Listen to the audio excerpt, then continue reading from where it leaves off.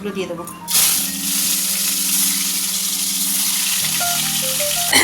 না মুখে বলবো না, করে দেখাই, চলো। দিয়ে দেবো আদা, একটু আদা দিয়ে চা করবে। কাজ কেচে আর ধুয়ে শেষ করা যাবে।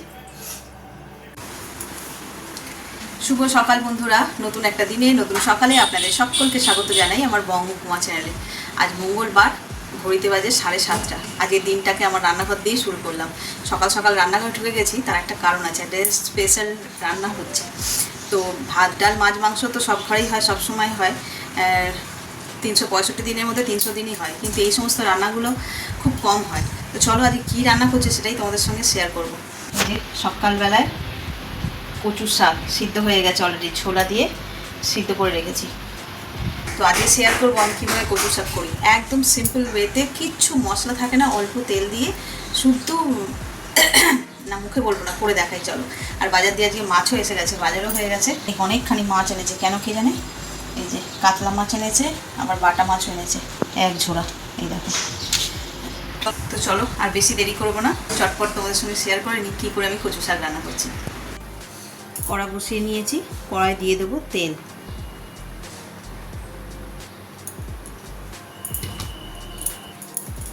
তেল গরম হয়ে গেছে, এবার দিয়ে দেবো ফোড়ন, শুকনো লঙ্কা, জিরে আর কাঁচা লঙ্কা। এবার দিয়ে দেবো সিদ্ধ করে রাখা কচুর শাক।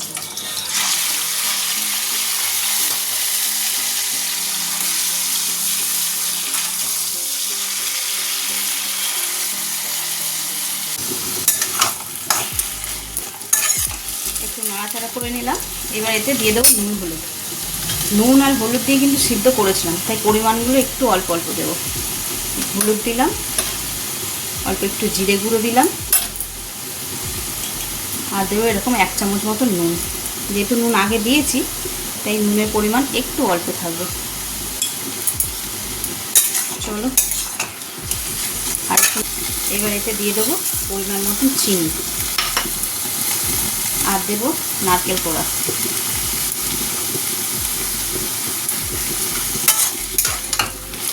এবার এটাকে ভালো করে একটুখানি, এই যে আমার কচু শাক একদম রেডি, একদম সিম্পল ওয়েতে আর খুব ছটপট হয়ে যায়। এগুলো যেমন উপকারী তেমন সুস্বাদু, তোমরাও খেয়ে দেখো, ভালো লাগবে। যেভাবে বললাম একদম সিম্পল ওয়েতে করো, ভীষণ হেলদি একটা খাবার। তো চলো এবার বাকি রান্নাগুলো সেরে ফেলি। তেল গরম হয়ে গেছে, এবার মাছগুলো দিয়ে দেবো।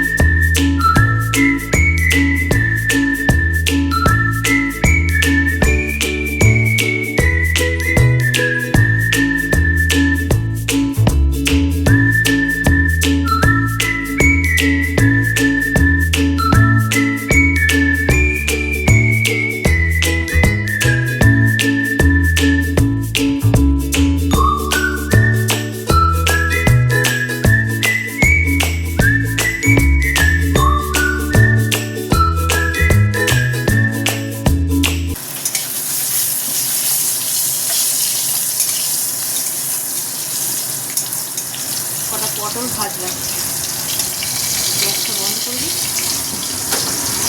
বন্ধ হয়েছে তোমার।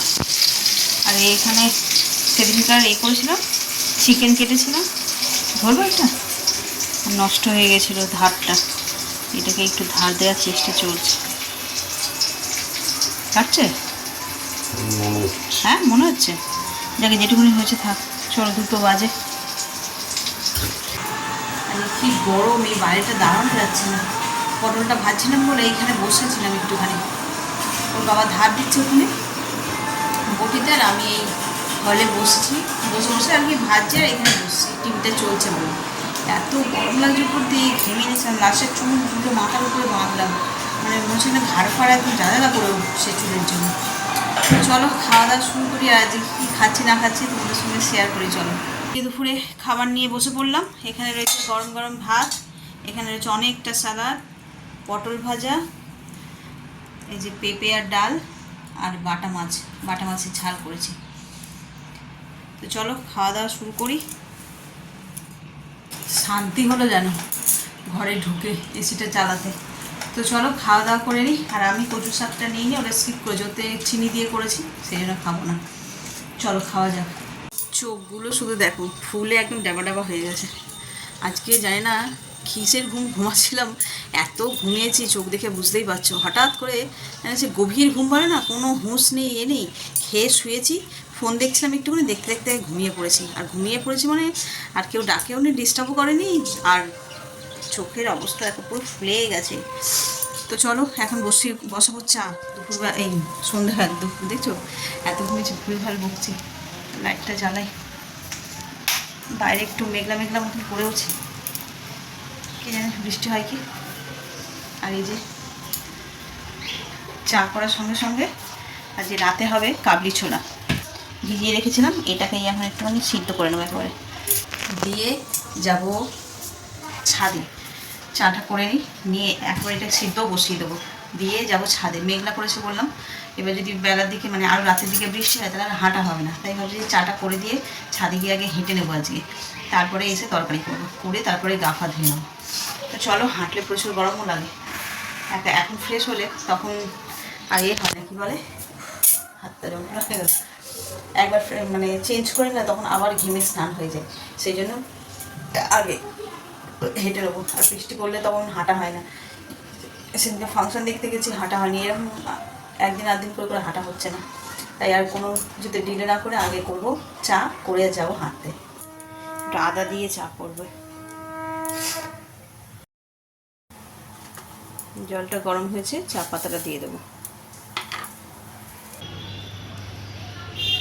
পুরো ফাঁকা হয়ে গেছে, পরিষ্কার। ওই মাঝখান দিয়ে সরিয়ে এদিক ওদিক গাছ সরিয়ে দেবে ছাদ। কোন মাঝখান দিয়ে? এইগুলো কেটে তুলে দিলেই তো হয়, চন্দ্রমল্লিকাগুলো শুধু তো আগাছার মতন হয়ে আছে, তুলে কেটে কুটে ফেলে দেবো। হ্যাঁ, এই গাছে ফুল ভালো হবে না, হবে না না, ওগুলো কেটে ফেলে দাও, দিলে মাটিটা একটুখানি রেস্ট পাক ভালো করে। এগুলো তুলে ফেলছি। এত শক্ত কেন?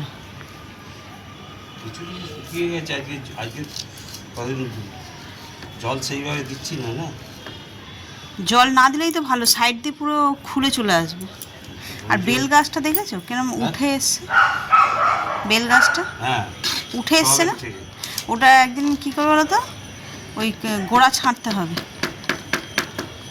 গোড়া কাটলে হবে না। আমি আজকে হেঁটে নিই, তাতে হাঁটা হয়ে গেল।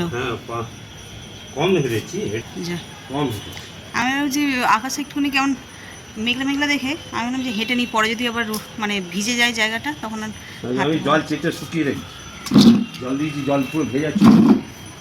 না গাছে জল দিয়েছো সেটা না, বৃষ্টির জলের কথা বলছি। সেটা তো জানি, ওই জন্য বলছি।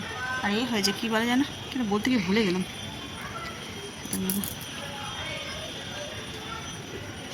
ওই যে বিদ্যুৎ চমকাচ্ছে, ওই বলছি ছাদটা কি গরম, জুতোর পরে পাতলা জুতোটা না দাও তো, খালি পায়ে হাঁটি কিন্তু ছাদ পায়ে গরম ঠেকছে, ঠান্ডা হলো, এত পায়ে গরম লাগলে হাঁটা যাবে না। চলো, ওর বাবার তো হাঁটা হয়ে গেল, আমি হেঁটে নিই।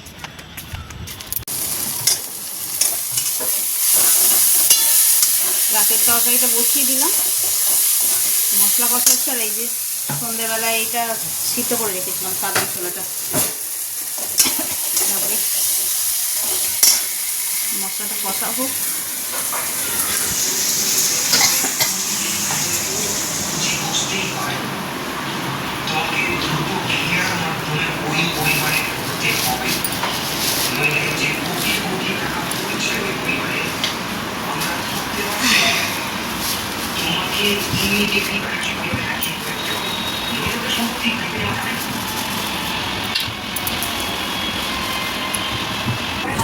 আমগুলো ভিজিয়ে দিলাম, এবার আর একটা কাজ আছে, এই ডালা নিয়েছি, ডালগুলো এবার ঢেলে দেবো। কাল ওর বাবা ডিউটি যাবে বলে সবজিটা কেটে রাখলাম, জল ঝরিয়ে ঢাকা দিয়ে রেখে দেবো। আর এদিকে আমার তরকারিটাও হয়ে গেছে, একটু ঝোল থাকুক, শুকিয়ে যাবে নিলে। ধনে পাতা দিয়ে দিই।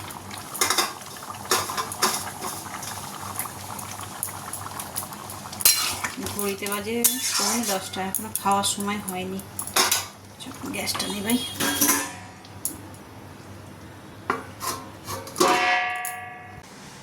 আজ মঙ্গলবার, দিন শেষ হলো, কিন্তু সারাটা দিন সেই গরম, সেই লেভেলের।